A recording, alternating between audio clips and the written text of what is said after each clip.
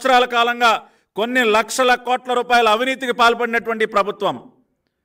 లిక్కర్లో 1,00,000 కోట్లు, ఇసుకలో 50,000 కోట్లు, మైనింగ్లో కానీ ఇట్లా ఏది తీసుకున్నా కూడా భారీగా అవినీతికి పాల్పడినటువంటి ప్రభుత్వం.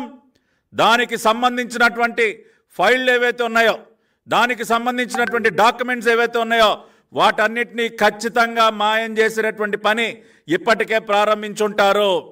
కాబట్టి ఎలక్షన్ కమిషన్ ఇవాళ ఉదయం జరిగినటువంటి సంఘటన చూసిన తర్వాత ఇమ్మీడియట్గా సెక్రటేరియట్ వద్ద కానీ అన్ని ప్రధాన ప్రభుత్వ కార్యాలయాల వద్ద కానీ భద్రతని పెంచాలి.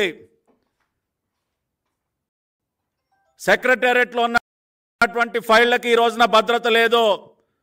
అక్కడ ఉన్నటువంటి కీలకమైనటువంటి డాక్యుమెంట్స్ అన్నిటినీ కూడా మాయం చేసే కార్యక్రమానికి రాష్ట్ర ప్రభుత్వం శ్రీకారం చుట్టింది.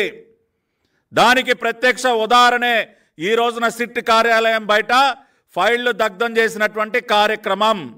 కాబట్టి ఖచ్చితంగా సెక్రటేరియట్ అన్ని ప్రభుత్వ ప్రధాన కార్యాలయాల వద్ద గట్టి నిఘా ఉంచాలి, భద్రత కల్పించాలి.